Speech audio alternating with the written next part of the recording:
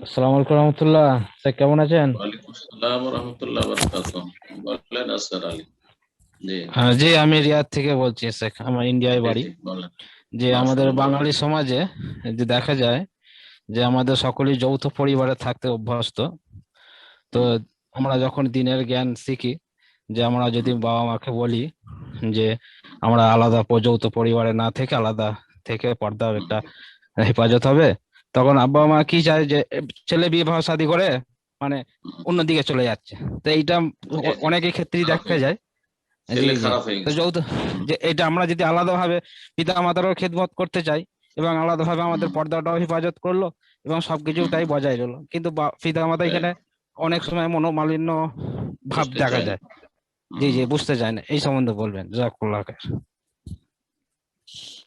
আল্লাহ রাব্বুল আলামিন নারীদের জন্য হিজাব পর্দা ফরজ করেছেন। পর্দা যেন বাড়ির বাইরে গেলে পর্দা হইতে হবে, বাড়ির ভিতরেও যদি নন মাহরাম থাকে, গায়ের মাহরাম থাকে, যারা মাহরাম নয়, তাহলে তাদের থেকে পর্দাটা আরো বেশি জরুরি।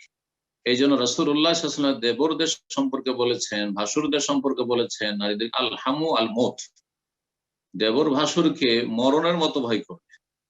দেবর ভাসুর থেকে যেমন মরণের থেকে মানুষ কত আপ্রাণ চেষ্টা করে বাঁচার, তো সেই রকমই দূরে থাকার চেষ্টা করবে। কারণ এখানে ফিতনার আশঙ্কা বেশি। ভাইয়ের বাসা, ভাইয়ের বাড়ি, ভাইয়ের ঘরে ঢুকে যাচ্ছে, কেউ কিছু এটাকে দোষণীয় মনে করছে না। বাইরের লোক তো ঢুকতে পারবে না, কিন্তু ঘরের লোক ঢুকলে কেউ কিছু মনে করবে না, এখান থেকে ফিতনা শুরু হবে।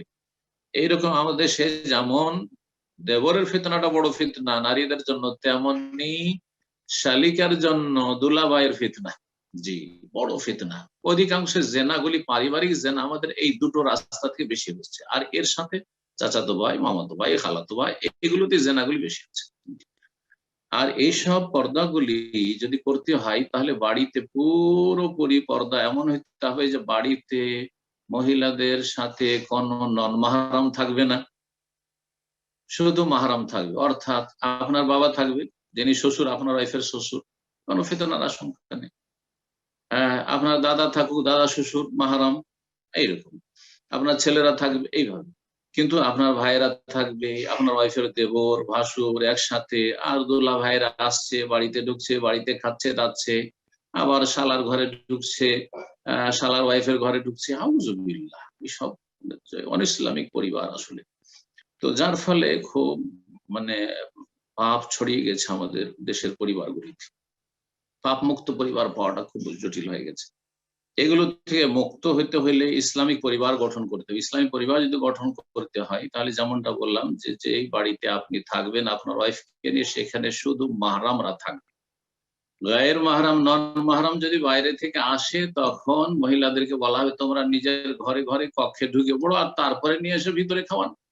আপনি ভগ্নিপতিকে খাওয়াবেন, দুলাভাইকে খাওয়াবেন, খাওয়ান, আপনার ভাইকে খাওয়াবেন, খাওয়ান, কিন্তু আপনার ওয়াইফকে বলেন যে তুমি ভিতরে থাকো, এখন বাইরে থেকে মানুষ নিয়ে আসছি ভিতরে, এইভাবে। আর রাত দিন এভাবে পাঁচ ভাই, আর পাঁচ ভাইয়ের স্ত্রী একজন অপরজনের স্ত্রীকে দেখছে, ভাবিকে দেখছে, ছোট ভাইয়ের স্ত্রীকে দেখছে, রাত দিন আউযুবিল্লাহ, আউযুবিল্লাহ। এটা হারাম। এইরকম এই যে এই পরিবার গঠন করা হারাম, এগুলি বুঝাইতে হবে, বাপ মাকে বোঝাতে হবে। বাপ মা আমার দেশের অজ্ঞ আসলে দিন সম্পর্কে, জানি না। আরে সন্দেহ করছো নাকি? আমার ছেলেদের খারাপ মনে করছো নাকি?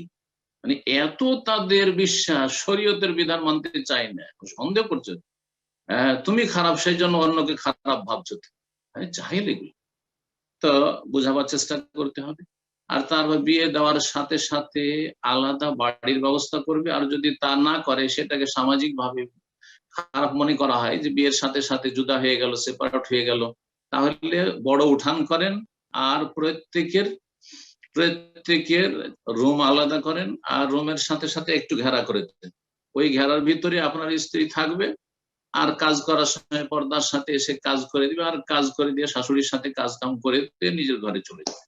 এইভাবে পর্দার ব্যবস্থা করেন। একসাথে খাওয়া দাওয়া করেন, যৌথ পরিবারে যদি খাওয়া দাওয়া করেন পর্দা মেনটেন করে, অসুবিধা নেই।